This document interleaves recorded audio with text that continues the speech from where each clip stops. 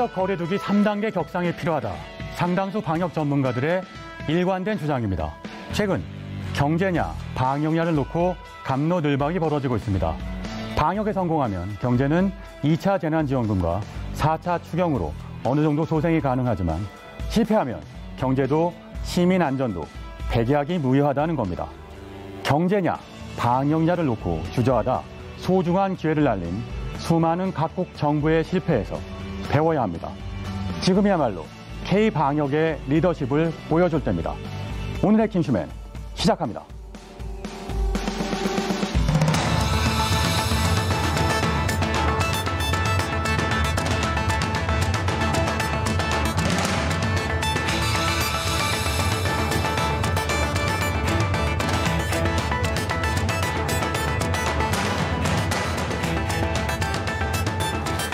코로나 상황이 정말 심각한데요. 정부의 방역 수칙들 다들 잘 지키고 계신가요?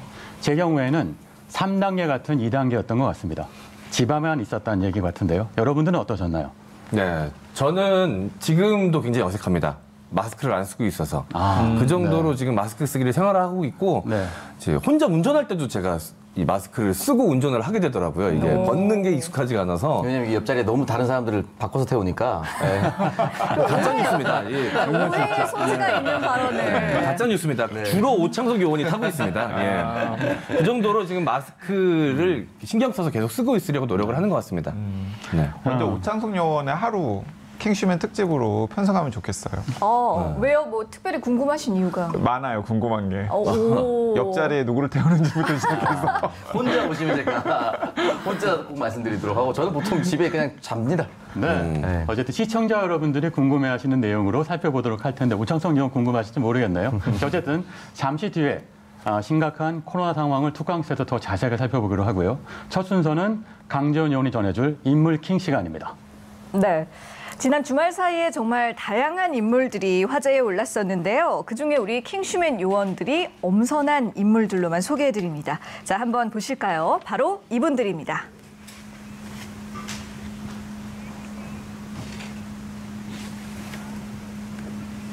강현재 변호사, 박능후 장관이 화제의 인물로 또 태풍 바비가 오늘 화제의 키워드로 뽑혔는데요.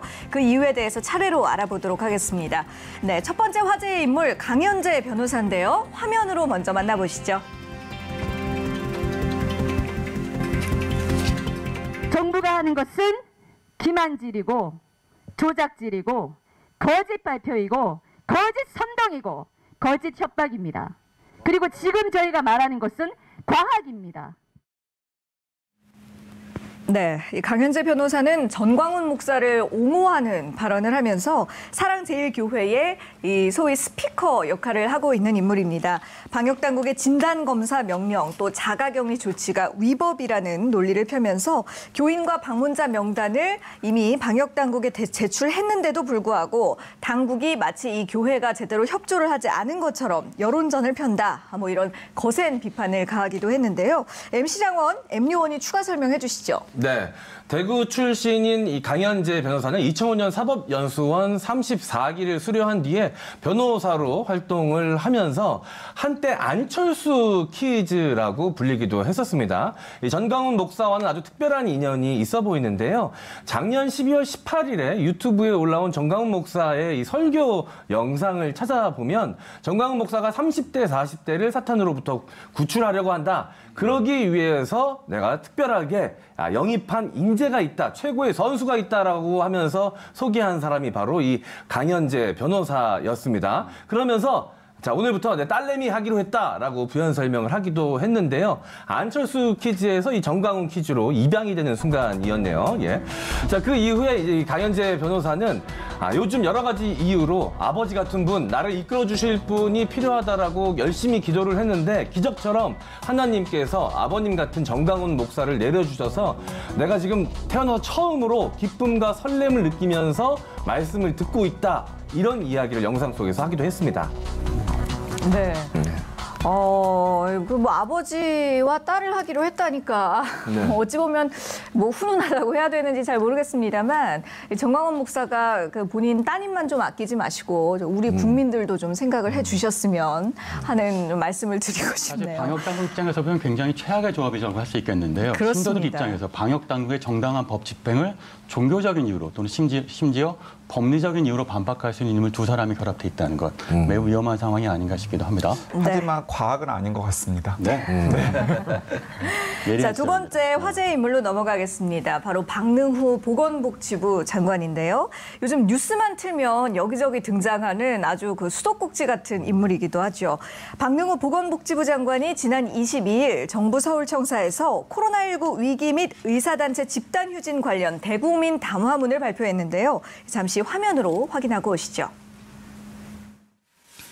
내일부터 사회적 거리두기를 전국적으로 2단계로 객상합니다. 기존의 2단계 거리두기가 적용되던 수도권 이외의 모든 시도에 대해서도 2단계 거리두기가 적용됩니다. 구체적인 조치는 현재 수도권에서 실시되고 있는 조치와 동일합니다. 이번 조치는 내일 8월 23일 0시부터 시행되며 각 조치별로 행정적 조치와 현장 준비에 소요되는 기간을 유예기간으로 설정하게 됩니다. 의사단체가 문제를 제기하고 있는 의과대학 정원 확대와 공공의대 신설에 대해서는 수도권의 코로나19 상황이 안정된 이후 의료계와 논의를 하며 추진해 나가겠습니다. 의료인 여러분, 위기 극복을 위한 정부의 결단에 뜻을 함께하고 국민을 위한 본연의 임무에 충실해 주시길 바랍니다. 자신의 자리에서 진료 현장을 지켜주십시오. 네, 박능후 장관의 대국민 담화문을 듣고 오셨습니다. 자, 이 내용을 강양구 의원이 정리를 좀 해주실까요? 네, 일단 두 가지로 요약을 할 수 있겠는데요. 이제 첫 번째는 이제 수도권에서 확산하는 바이러스가 전국으로 퍼지고 있는 양상이라서 수도권에서 일단 시작한 사회적 거리두기 2단계를 어제 0시 기준으로 전국으로 확산한다는 내용입니다. 아마 뉴스를 많이 접해서 잘 아실 텐데 저희가 좀 이따가 툭강스 시간에 좀 더 자세하게 소개를 해드릴 예정이고요. 그리고 이제 두 번째 내용이 이제 의사파악과 관련된 내용입니다. 일단은 그 박능후 장관 담화문에서도 확인할 수 있듯이 정부가 한 걸음 뒤로 물러나는 모양새를 취하고 있습니다. 지금 갈등의 가장 중요한 현안이 의과대학 정원 확대와 이 공공의과대학원 신설인데요. 일단은 코로나 상황이 진정되고 나서 다시 논의하자고 정부가 한 걸음 뒤로 물러서는 모양새입니다. 근데 애초에 이 대한의사협회나 전공의협회에서는 아예 정부가 백지화를 선언한 다음에 코로나 상황이 진정이 되면은 처음부터 재논의하자라는 게 의사협회나 혹은 전공협회의 주장이었는데 일단은 정부가 백지화는 아니지만은 논의를 보류하겠다고 이제 한 걸음 물러선 거죠. 실제로 거기에 화답해서 전공의협의회도 전면 파업을 일단은 철회한 상태입니다. 선별 진료소 업무 같은 코로나19와 관련된 업무에서는 현장에서 복귀하겠다라고 이야기를 한 상태고요. 이제 오늘 오후가 또 중요한데 오늘 오후에 한 당사자인 의사협회와 그리고 정세균 국무총리가 만나서 대화를 나눕니다. 이 대화에서 조금 물꼬가 터져서 합심해서 코로나19에 대응하는 모양새가 만들어졌으면 좋겠습니다. 네. 지금 강양구 의원이 짚어주신 그 사회적 거리두기와 방역에 관한 내용, 그리고 의사협회 휴업에 관한 내용, 또 이에 더해서 의료인들에게 진료 현장을 지켜달라 이렇게 호소하는 내용도 담겨 있잖아요. 네, 그렇습니다. 일단은 박능후 장관은 지금 코로나19에 대응하는 게 굉장히 급하기 때문에 가능하면은 그간 정부와 또 의료계 사이에 불거졌던 갈등은 좀 적고 빨리 좀 현장으로 복귀해달라고 하는 목소리를 담화문에서 다시 한번 내놓았는데요. 아까 말씀드렸듯이 오늘 오후에 정세균 국무총리와 의사협회의 대화 결과에 따라서 좀 더 구체적인 윤곽을 우리들이 그려볼 수 있을 것 같습니다. 네, 잘 알겠습니다. 그런데 이 부분도 짚어봐야 할 것 같습니다. 최근에 큰 폭으로 하락했었던 문재인 대통령 지지율과 민주당에 대한 지지율이 이번 주에는 나란히 급등한 결과가 나왔거든요. 이 급등 갈등의 원인은 무엇이었을까요? 네, 일단은 그동안 이제 더불어민주당과 대통령의 국정 수행 지지율이 꾸준히 이제 하락세였습니다. 꾸준히 하락세였기 때문에 여기에 대해서 반등한 요인을 좀 분석할 필요가 있는데요. 일단 첫 번째는 이제 8.15 집회 이후에 코로나 확진자 수가 갑자기 늘어서 여기 부분에 대한 책임 소재 논란이 좀 있었습니다. 이때 만약에 미래통합당이 확실하게 선을 긋고 거기에 대한 책임을 묻는 스탠스를 취했다라고 했을 경우에는 지금과 같은 정당 지지율이라든지 대통령 국정 수행 지지율이 반등하기 좀 어려웠을 것이라고 저는 생각을 합니다만 선긋기에 일단 좀 실패한 부분이 있고 문재인 대통령에 대한 국정 수행 지지율이 하락세였긴 하나 다른 나라와 비교했을 때 우리나라 정부가 그동안 방역을 잘해왔다라는 믿음은 여전히 존재한다고 저는 생각을 합니다. 따라서 이 지지율 반등은 잘했다라는 얘기보다는 앞으로 방역에 좀 더 힘써달라라는 염원의 기대치 그것으로 보는 것이 더 정확할 것으로 생각합니다. 예, 그동안에 우리나라가 이뤄왔던 방역 성과에 대한 믿음 그리고 앞으로에 대한 어떤 국민들의 당부와 바람이 담긴 이 결과라고 볼 수가 있겠군요. 예, 자 마지막은 사람은 아닙니다만 이 화제의 키워드로 함께 이름을 올린 주인공입니다. 자, 이건 역시 또 오창석 의원이 소개를 해주시겠어요? 네, 제가 소개를 해드리도록 하겠습니다. 태풍이 올라오고 있습니다. 태풍 또요? 바비에 대한 소식인데요. 네, 마치 사람 이름처럼 보이지만 태풍의 이름입니다. 제8호 태풍 바비가 현재 북상 중에 있습니다. 26일에서 27일 한반도를 강타할 예정이라고 하는데요. 무엇보다 우려스러운 점은 서해 쪽으로 올라와서 보통 우리가 태풍을 배울 때 오른 반원이 위험하다.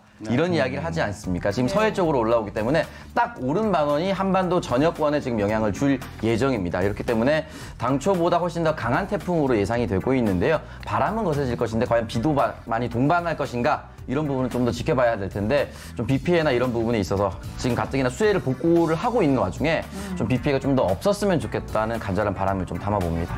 네, 수해 조심하셔야 될 것 같고요. 자, 다 강지원 의원 수고하셨습니다. 이번엔 궁금한 프로필 시간입니다. 지난주 위임 통치다 명실공히 북한 2인자가 됐다며 많은 화제를 몰고 온 인물이 있었습니다. 바로 김여정 제1부부장인데요. 사실 그에 대해서는 알려진 바가 별로 없습니다. 저희가 주말 내내 김여정 제1부부장에 대해 자료조사를 마쳤습니다. 이것 때문에 M여원이 정말 밖에도 못 나가고 밤잠을 설쳤다고요? 네, 다 좋은데 주말에는 이런 거 좀 안 시키셨으면 좋겠습니다. 아니 뭐 주말 특근비를 좀 주시던가요. 네, 제가 힘들게 조사를 하긴 했지만 그래도 시청자 여러분들이 궁금해하시는 김여정의 모든 것 지금 바로 시작합니다. 이름 김여정, 나이 1988년생으로 33살, 88 서울올림픽에 태어난 88둥이 지드래곤과 동갑. 조선민주주의 인민공화국 평양 출생, 현재 조선노동당 선전노동부 제1부부장, 오빠인 김정은과 스위스에서 유학한 나름 유학파, 이후 북한 최고 명문대 김일성 종합대학에 입학한 뒤 물리학을 전공한 이과생, 그에 대해 알려진 사실은 거의 없다시피 한 베일에 쌓인 인물, 평범한 남자와 결혼했다는 국정원의 증언이 있지만 자녀가 몇인지도 밝혀진 바 없음, 일본 애니메이션 광이라는 소문, 대주가로 알려져 있지만 그것도 소문일 뿐. 다만 김정일 개인 요리사의 증언에 따르면 살아생전 김여정에게 여정공주라 부르며 엄청난 사랑을 줬다는데 백두혈통인 그는 북한의 차세대 권력이 될 가능성 농후. 전 세계 이목을 끈 건 바로 눈물 없이 볼 수 없는 바로 요 장면이 있습니다.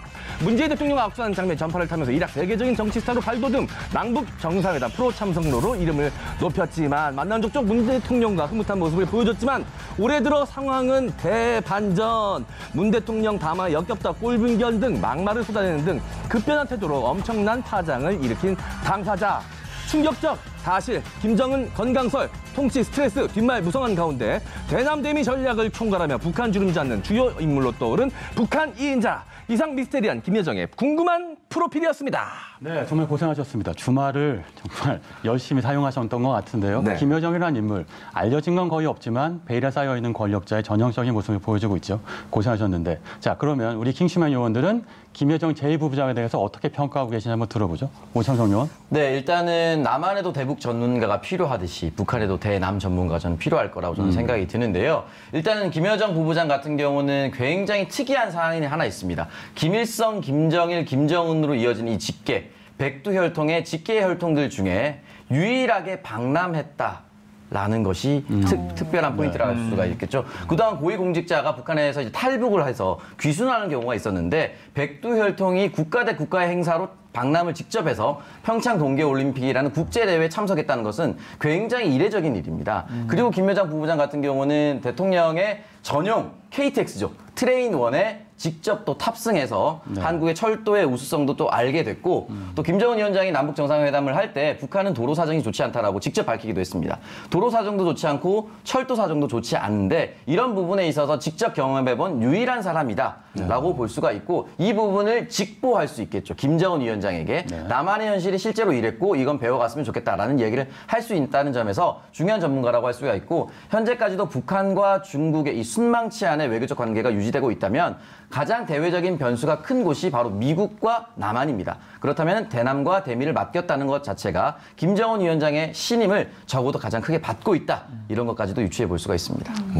대중 대남 외교 정책을 총괄하고 있다는 말씀이실 텐데 강영 의원은 어떻게 보십니까? 네, 김정은 위원장이나 혹은 김여정과 관련해서 이제 우리나라에서 이야기가 되면은 항상 많은 분들이 언급하는 게 나이가 어리다입니다.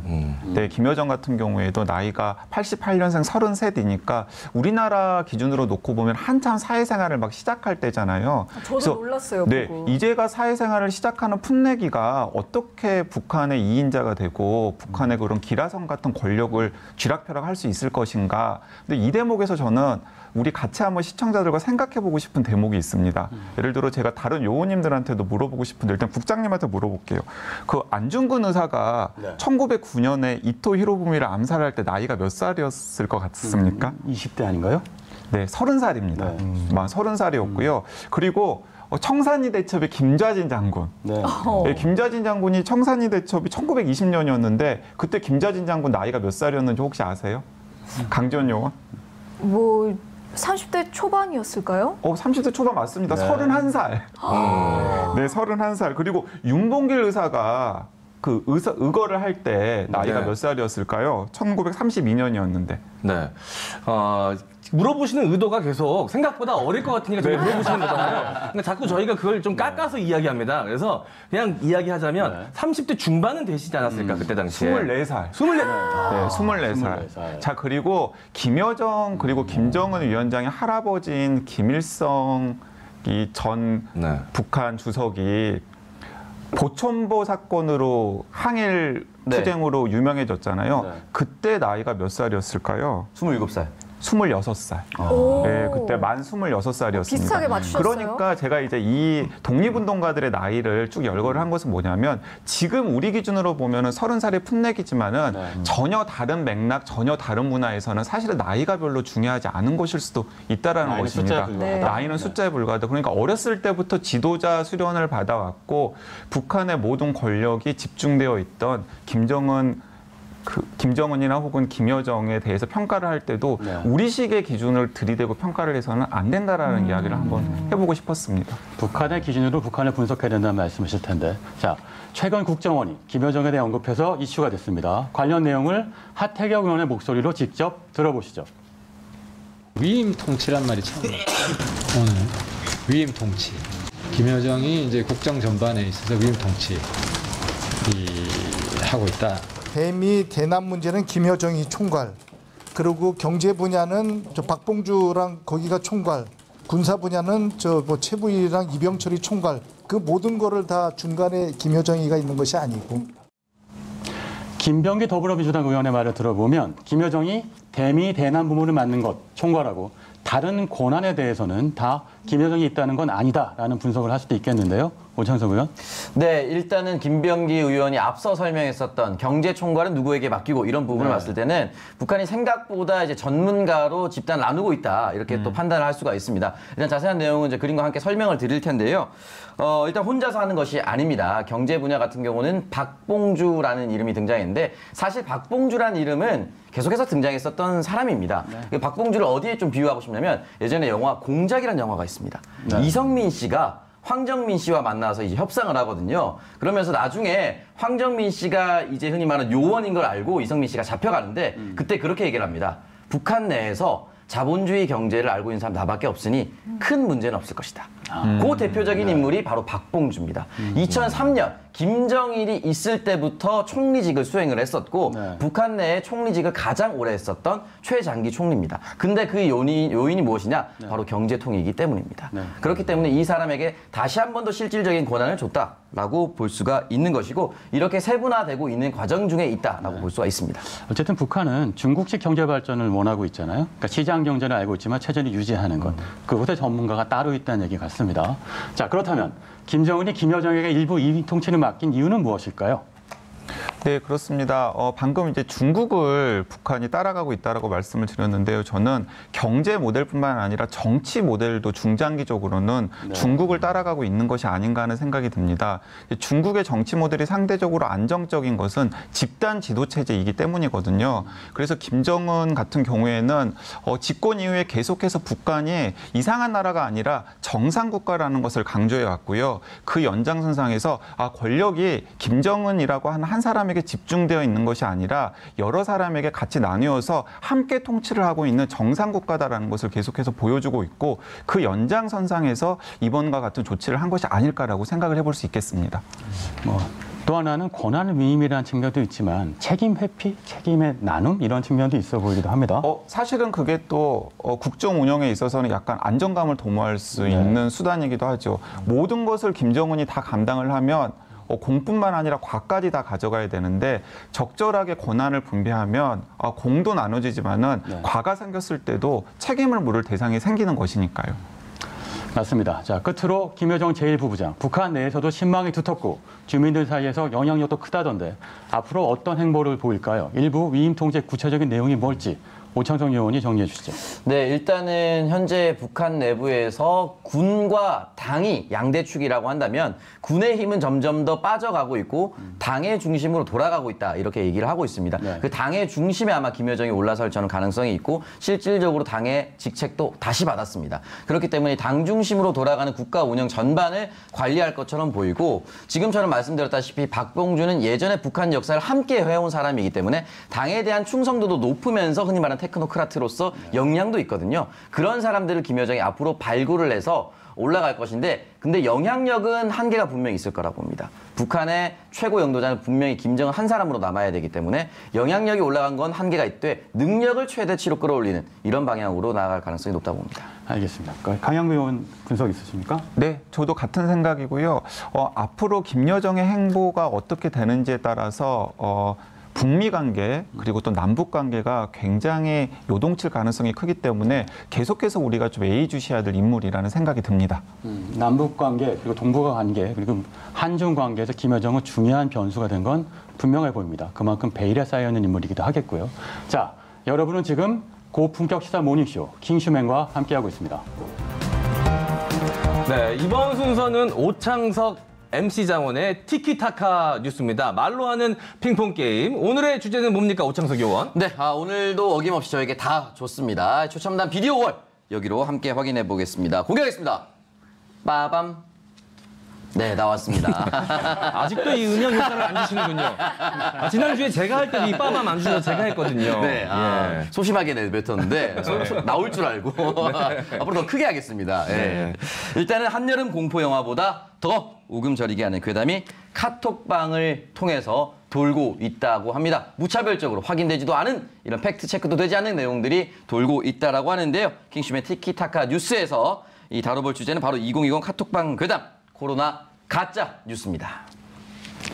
자, 사실 저도 카톡으로 좀 수상한 내용을 받은 적이 있습니다. 정말 교인들 검사 결과가 조작되고 있다, 뭐 이런 얘기였는데 이게 사실 말이 되는가 싶었는데. 네, 일단 이 내용이 뭐냐면 정부가 이 8.15 집회 참석자들, 특히 교인들을 대상으로 이 방역과 진단을 분리해서 그리고 다르게 하고 있다. 그리고 보건소와 병원마다 검사 결과 다르다라고 얘기를 하고 있는데요. 이 SNS 상황을 좀 살펴보면요. 어떤 사람이 이런 글을 올렸습니다. 사랑제일교회 장로, 전도사, 보건소에서 양성 판정, 백병원에서 음성 판정이 나왔다. 어떻게 된 것인가? 교회 탄압을 중단하라라고 얘기했고요. 그리고 광화문 집회 참가자와 사랑제일교회 성도는 병원이 아니고 보건소에서 양성 확진 판정을 받아야 한다라고 이야기를 남겼습니다. 그러니까 정부가 어떠한 곳에서 온 사람이냐에 따라서 내용을 다르게 하고 있다. 그리고 에헤이. 교회 종교인을 조금 더 탄압하고 있다. 에헤이. 이렇게 얘기를 하고 있는데 네. 보시면 사실은 당연히 믿지 못하는 내용인데 네. 중요한 건 여기 보시면 좋아요 80개, 200개, 공유 122개 이런 식으로 현재 무분별하게 확산이 되고 있습니다. 저 내용이 뭐 100명, 200명 들어있는 단체방을 통해서라면 훨씬 더 많은 인원에게 지금 전파가 되고 있다는 것이죠. 네. 아니 이게 말이 되는 내용인가요? 네, 전혀 말이 안 되는 내용입니다. 이제 뭐 두 분의 티키타카지만은 제가 잠깐 끼어들자면은 완전히 가짜 뉴스입니다. 두 가지 면에서 두 가지 면에서 말이 안 되는데요. 우리나라 같은 경우에는 다른 나라와 달리 민간 기관이 민간 병원에서도 검사를 합니다. 그렇기 때문에 정부가 검사 결과를 조작하는 것 자체가 원천적으로 불가능해요. 그게 첫 번째 이유고요. 두 번째 이유는 보건소에 가서 일단 양성 판정을 받으면 바로 자가격리되고 병원에 입원을 하거나 생활치료센터에 수용이 되지 따로 나가가지고 민간 병원에서 다시 검사를 받는 일 자체가 불가능해요. 자, 그렇기 때문에 보건소에서 양성 판정을 받았는데 병원에 갔더니 음성 판정을 받았다는 내용은 사실은 있을 수 없는 일이기 때문에 애초에 조작된 가짜뉴스라고 생각합니다. 네, 제가 얼마 전에 신문을 봤는데 이 전광훈 목사가 낸 것 같은 전면 광고 같은 게 하나 있더라고요. 네. 그 지난 4월 뮤지컬 오페라의 유령 그 배우 중 한 분이 확진 판정을 받지 않았습니까? 네. 그때 당시에 이 8,000명 가량의 관객이 있었는데 그 관객들에 대해서는 강제 조사를 하지 않았는데 이번에 우리들한테만 표적 검사를 하고 있다 이런 이야기가 있던데 이게 사실입니까? 일단 표적이라고 보기는 좀 어렵고요. 당시 배우와 제작진 전원인 127명. 호텔 투숙객 접촉자 376명을 찾아내서 격리 후 검사에서 이 동료 배우 1명의 확진 판정을 찾아냈는데요. 관람객 같은 경우는 집회 참가자와 다르게 모두 마스크를 철저히 지키고 쓰고 있었고요. 그리고 이 관람객석과 그리고 무대는 약 5m가량이 떨어져 있었기 때문에 방역 수칙도 철저히 또 지켰다. 그래서 모니터링만 했다라고 정부 당국이 밝혔습니다. 그 외에도 보니까 이 광복절 경축식 장면 사진이 굉장히 그 SNS상에서 공유가 되고 있더라고요. 네. 이때 당시 보면 마스크도 쓰고 있지 않고 서로 가까이 이렇게 막 붙어 있는데 왜 우리 교회만 잡느냐 이런 식으로 또 이야기를 하더라고요. 실제 그 사진은 마스크도 쓰지 않고 다닥다닥 붙어 있는 거 맞습니다. 다만 중요한 건 올해가 아니고 작년 사진입니다. 아하, 그럼 안 되죠. 이거 안 반칙 되죠. 아닙니까? 네. 아니 올해 사진을 써야죠. 왜 작년 사진을 쓰는 그렇죠. 겁니까? 코로나도 오기 전인 작년 사진을 가져와서 그렇게 했다는 것 자체가 허위 사실 유포인 것이죠. 네, 이 코로나19 관련 이 가짜 뉴스 정말 엄벌이 필요합니다. 이 단내가 필요할 것 같은데 네. 어떻게 처벌이 됩니까? 일단 이제 실질적인 처벌이 진행되고 있습니다. 여러분 명심하셔야 되는데 정책에서도 한 목소리를 내고 있는데 최근에 편의점에서 한 확진자가 발생했다라고 허위 신고를 한 사람이 공무집행방해죄로 지금 처벌을 받고 벌금형에 선포가 됐고요.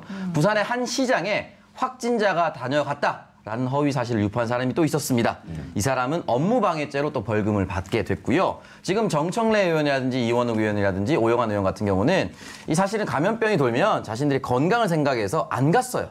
근데 이제 집회 참석 같은 경우는 그걸 무릅쓰고 나가는 사람들이 있고 정부가 거짓말한다는 말에 속아서 나가시는 분들도 있기 때문에 이 부분에 대해서도 징역형을 내겠다라는 법안을 이미 발의한 상태입니다. 네.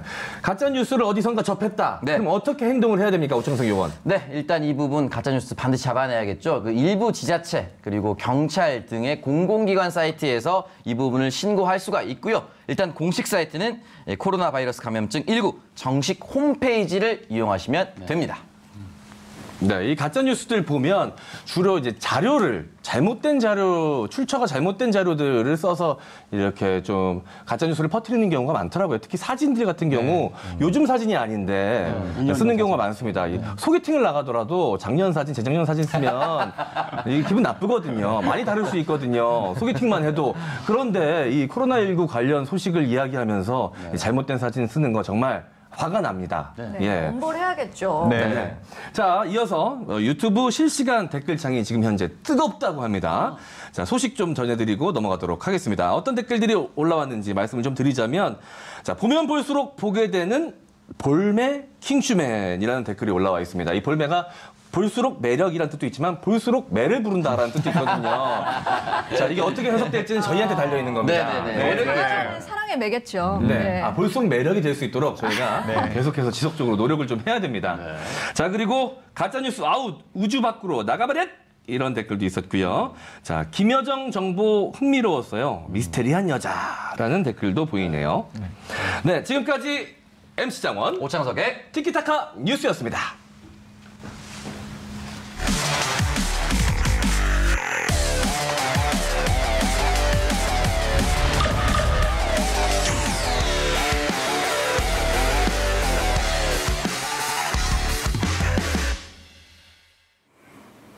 네, 우리의 일상을 지키기 위한 본격 코로나 퇴치본부 투캉스 시간입니다. 자, 오늘의 코로나 날씨 상황 전해드립니다. 여전히 강한 비가 내리고 있습니다. 어제 0시 기준으로 집계된 코로나19 신규 확진자 수는 397명으로 400명에 육박하는 숫자를 가리켰는데요. 국내 발생 인원이 387명, 해외 유입은 10명을 기록했습니다. 14개 시도 전역에서 신규 확진자가 발생하면서 전국적 대유행의 시작이 될지 관심과 긴장감이 높아지고 있습니다. 네, 계속해서 지역별 코로나 날씨로 넘어갑니다. 서울과 경기 지역은 연일 확진자 폭우가 내리고 있습니다. 수도권에서만 387명의 확진자가 속출했는데요. 하지만 비수도권도 안심할 수가 없는 상황입니다. 광주에서 17명, 대전과 강원 지역 15명, 그리고 전남 지역에서 14명의 확진자가 나오면서 10명 이상씩 뛴 지역도 상당수 발생한 모습입니다. 또 세종과 전북, 제주에서는 추가 확진자가 나오지 않았고요. 맑은 하늘을 보여주고 있습니다. 이상 오늘의 코로나19 날씨 정보였습니다. 자, 강양구 요원, 이번에는 코로나 관련 이슈들 좀 더 자세하게 짚어주시죠. 네, 일단은 가장 관심을 가지시는 것은 사회적 거리두기 2단계가 전국으로 어제 0시 기준으로 이제 선포가 된 것일 텐데요. 이제 사회적 거리두기 2단계는 뉴스를 접해가지고 많이 아시겠지만은 실내에서는 50명 이상의 모이는 집회가 금지되고요. 그리고 실외에서는 100명 이상이 모이는 집회가 금지되는 것이 가장 중요한 골자고요. 그리고 스포츠 경기 같은 경우에는 잠시 관중을 일부 들여서 경기를 했었잖아요.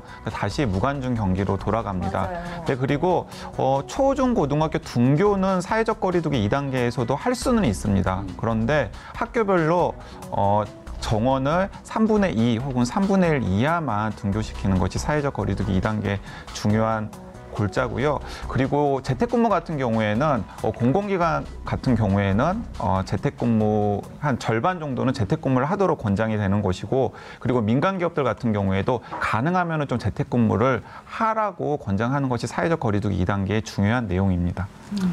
네, 사실 2단계로 충분할까라는 의문이 있긴 합니다. 현재 사회적 거리두기 3단계에 대한 논의가 굉장히 깊이 있게 이루어지고 있다고 하는데요.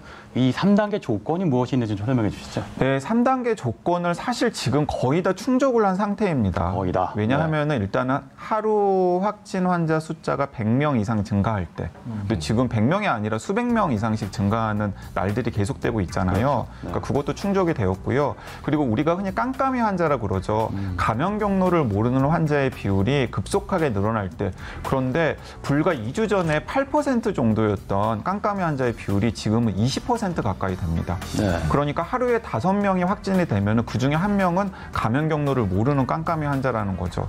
이제 문제는 이제 더블링인데, 더블링이라는 게 이런 겁니다. 어제 확진 환자가 100명이 생겼는데 오늘 200명이 생기고, 오늘 200명이 생겼는데 다음은 400명이 생기고, 2월에 대구에서 한참 확진 환자가 쏟아질 때 더블링 현상이 있었거든요. 근데 수도권은 굉장히 다행스럽게도 그 더블링만 안 되고 있는 상황이에요.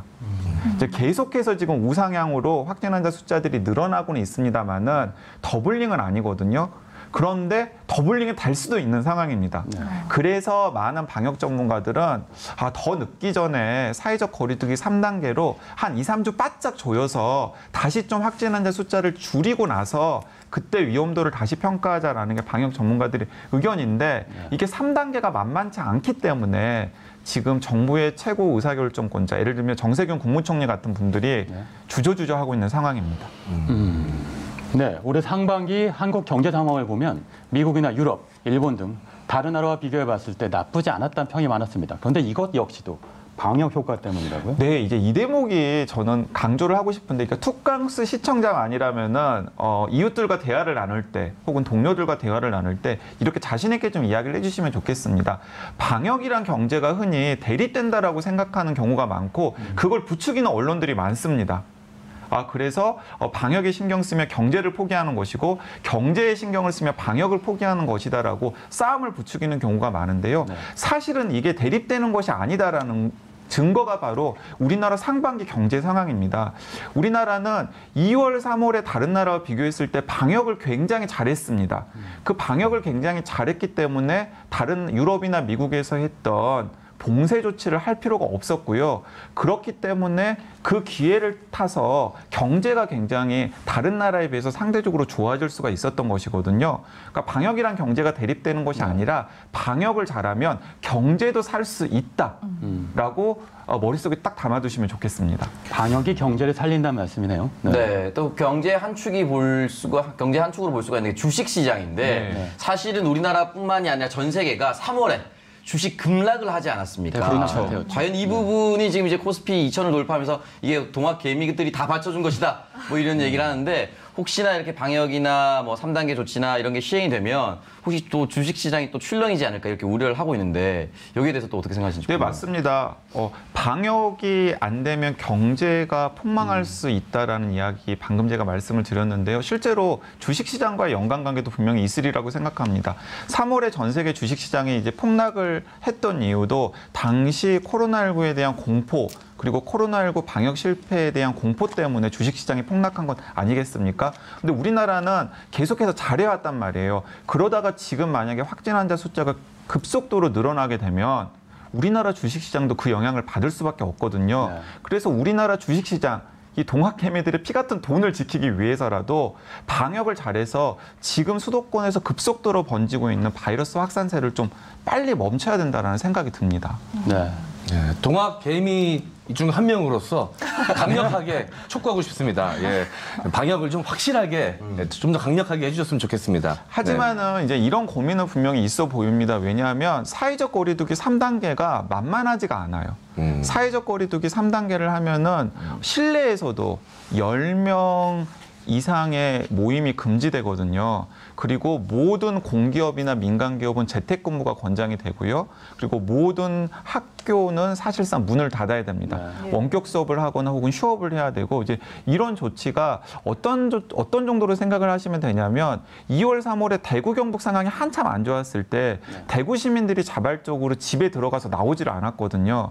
그래서 심할 때는 대구의 경제활동이 90% 정도 멈췄었는데, 그 정도까지는 아니지만은 그 정도를 지향하는 게 사회적 거리두기 3단계이거든요. 그러니까 우리나라에서는 강제적으로는 한 번도 해본 적이 없는 조치이기 때문에 정부 입장에서는 고민이 될 수밖에 없는데, 일단은 뭐 우리들이 굉장히 믿고 신뢰하는 정은경 본부장님 같은 경우에는 계속해서 최고 의사결정권자들에게 신호를 보내는 것 같습니다.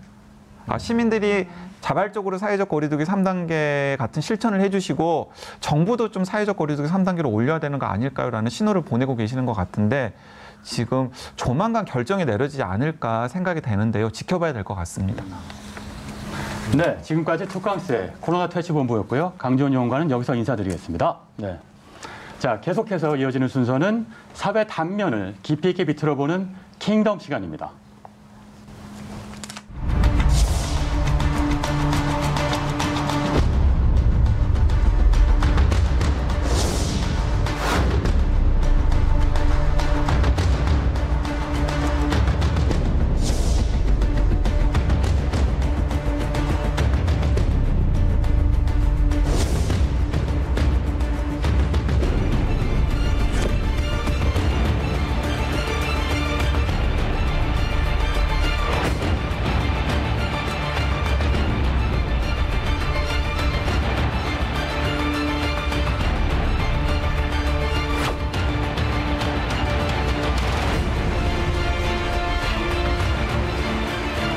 당시 집회를 통해서 감염 증폭이 충분히 일어날 수 있고, 사랑제일교회에 이어서 지난 광복절 대규모 집회가 전국 확산의 기폭제로 작용하고 있지 않은가라고 판단하고 있습니다.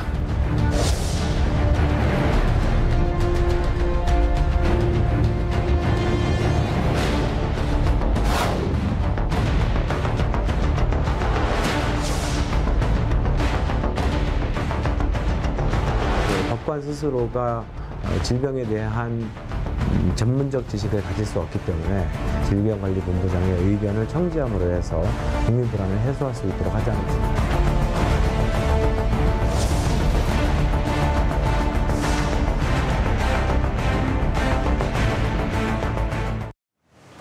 오늘 이 주제와 함께 해줄 분을 모셨는데요. 지난주에도 나와주셨는데 오늘도 자리해 주셨습니다. 사회적으로는 변호사로 알려져 있지만 사실 저희 킹슈맨의 위장 요원입니다. 예, 김준우 요원 나오셨습니다. 네, 안녕하세요. 킹슈맨 정규직을 노리고 있는 김준우 변호사입니다. 누구 자리를 노리시는 겁니까? 없는 고용 창출을 해야죠. 붕괴보다는 성장입니다. 네. 네. 여기 자리 하나 더 놓을 수 있거든요. 네. 국장님께서 좀 인허가를 나와야 될 거니까. 네. 경고 드리겠습니다. 그럼 몇 분한테는. 네. 알겠습니다. 자, 그러면 오늘의 주제로 바로 직행하겠습니다. 자, 8.15 광복절 집회가 코로나 확산의 주범이라는 국민들의 분노가 확산되고 있습니다. 그런데 여기에 공범이 있습니다. 바로 집회를 인허가해준 판사, 그 사법부에 대한 분노가 확산되고 있는데요. 그 사례가 하나 있습니다. 청와대 국민철원 게시판에 청와대에서 8.15 광복절 집회를 허가해준 판사에 대해서 해임을 해야 된다는 지원이 25만 명에 달하고 있는데요. 이거 관련돼서 자세하게 설명해 주시죠, 오창석. 네, 일단 이 부분에 대해서 총 10건 중 8건은 법원이 허락하지 않고 2건에 대해서 이제 허락을 해줬습니다. 이 부분에 대해서 이 2건도 허락하지 말았어야 된다. 법원이 판단을 내렸다면 이 집회 자체가 열리지 않았고 적어도 8월 15일 이후에 집회 때문에 발생했었던 확진은 없었을 것이다. 이렇게 국민들이 얘기를 하고 있는데요. 합리적인 추측이라고 생각을 하고 법원의 판단 같은 경우는 민경호 의원이 주장한 국토본 같은 경우는 일부 인용을 했고요. 일파만파는 전부 수용을 하긴 했었는데 일파만파 같은 경우는 100명 정도밖에 되지 않아서 또 집회 신고한 시간보다 실제 시간이 작기 때문에 허용을 했었다라고 하지만 중요한 건 8건을 취소하면서 이 8건의 집회 인원들이 이 나머지 2건에 같이 참여를 해버렸어요. 그리고 갈 마음도 없었는데 가고 싶어하는 사람들이 참가할 수 있는 공간이 마련됐습니다. 이런 부분에 있어서는 법원이 좀 실기한 것이 있다. 그렇게 생각할 수밖에 없는 것이죠, 국민들은. 네, 이 이슈와 관련해서 SNS에서 굉장히 유행하고 있는 짤이 하나 있습니다. 한 네티즌이 만든 짤인데 제목이 코로나19 확산의 공범들, 주범들이라는 제목이 달려져 있는데 여기에 대한민국의 판사들이 포함이 되어 있습니다. 자, 이 8.15 광복절 집회와 무관하지 않을 것 같은데요. 여기서 돌발 퀴즈 하나 가도록 하겠습니다. 정광훈 목사가 구속을 당했다 풀려나게 된 이유는 무엇일까요? 오창석 의원이 맞춰보시기를 바라겠습니다. 네. 자, 1번 무죄, 2번 보석, 3번 정보석. 네. 3번에는 힘이 쭉 빠지네요. 예. 네, 저를 물어보시고. 주얼리 정 때문에 정광훈 목사가 풀려나는 이유는 없지 않겠습니까? 일단 3번은 아닌 것 같고요. 네. 일단은 이 내용은 중간에 나왔기 때문에 무죄랑은 좀 어울리지 않을 것 같습니다. 그래서 정답은 2번 보석입니다. 자, 일단 법원이 정광훈을 풀어준 보석 허가 사유가 뭔지 궁금한데요. 정보석은 아닐 테니까요. 네. 그 보석 제도라는 게 이제 그 재판 중에 일정한 보증금을 내고 몇 가지 사유를 충족하면 원칙적으로 내주도록 하게 법에 돼 있습니다. 근데 그걸 이제 필요적 보석이라고 하고요. 다만 도주의 우려가 있다거나 누범이라든가 10년 이상의 중형이 선고될 수 있는 범죄 이런 경우에는 예외 사유로 하고 있습니다. 하지만 그런 사유라 하더라도 또 가능하도록 한 게 임의적 보석이라고 있는데요. 둘 다 이제 형사소송법에 있습니다. 근데 정광훈 목사 같은 경우는 필요적 보석으로 지금 나온 것으로 보여요. 흔히 제가 좀 어려워서 적어왔습니다. 후종 인대 골화증이라는 병명이 있는데 목 디스크 쪽에 좀 문제가 있다고 쉽게 생각하시면 될 것 같고요. 그래서 이런 병이 있는 상황이었기 때문에 병 보석을 조건으로 된 거고요. 다만 재판부에서 굉장히 많은 제한 사유를 두었습니다. 주거를 집 밖에 못 나가게 한다든가, 집회를 갈 수 없다게 한다든가, 이제 여러 가지 조건들을 달았고, 그리고 이제 보증금으로 5천만 원을, 현금 3천만 원, 증권으로 2천만 원 이렇게 냈는데, 문제는 이제 이렇게 내준 것까지는 문제가 없어요. 그리고 합리적으로 지금 재판을 받고 있는 상황에서 보석 조건을 준수하지 않으면 다시 감옥에 가야 되거든요. 일반적인 사람들 같은 경우에는 이 조건을 무조건 준수합니다. 그렇죠. 네. 근데 네, 신내림을 아니 죄송합니다.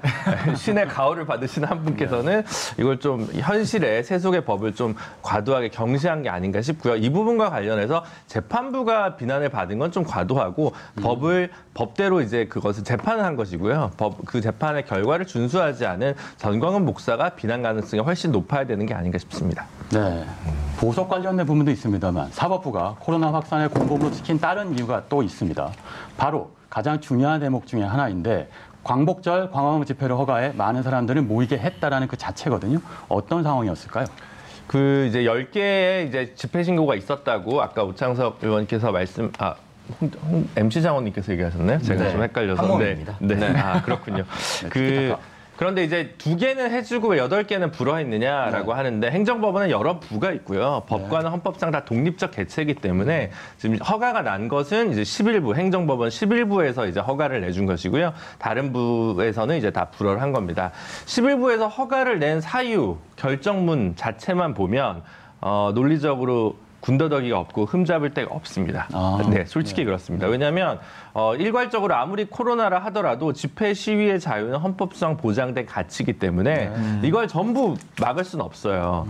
그럼 이제 100명짜리, 50명짜리 같은 경우는 할 수도 있다는 거죠. 일파만파 같은 경우에 그걸 비난하기는 어려운 것 같고, 근데 2,000명, 3,000명으로 돼 있는 민경욱 전 의원의 그 국투본 집회를 왜 허가했느냐. 그래서 결정문에 보면 비록 광화문에서는 이런 집회를 허가한 적은 없지만 서초동이나 여의도에서 이 정도의 규모를 코로나 이후에 집회가 열린 적이 있고 그런 거에 보면 서울시의 결정이 일관성이 없는 거 아니냐라고 이제 이야기를 한 거죠. 그렇기 때문에 그걸 여러 가지 가치들을 놓고 보면 그리고 실제로는 얼마 안 올 것 같고 이런 이 규모고 서초동에서 예전에 집회를 이 집단들이 했을 때 이제 어떤 방역 수칙도 지키고 그렇게 코로나가 확산되지 않았다는 것들을 충분히 기록으로 냈다. 그래서 나는 허가를 내주겠다라고 결정을 한 거예요. 그래서 여기까지는 제가 볼 때는 법리적으로는 좀 어렵다, 다투기가.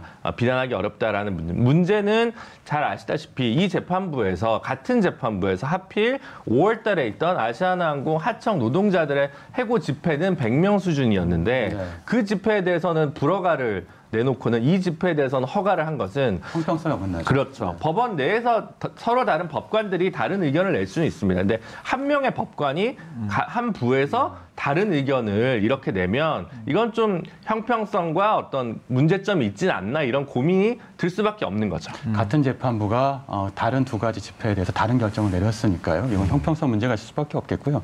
한 가지 짚자면 법감정, 국민들의 법감정은 거리가 있어 보이기도 하겠고 또 하나는 최근의 코로나 사태를 놓고 봤을 때 결과론적으로는 좀 위험한 선택이 아니었나 싶은 생각이 들기도 합니다.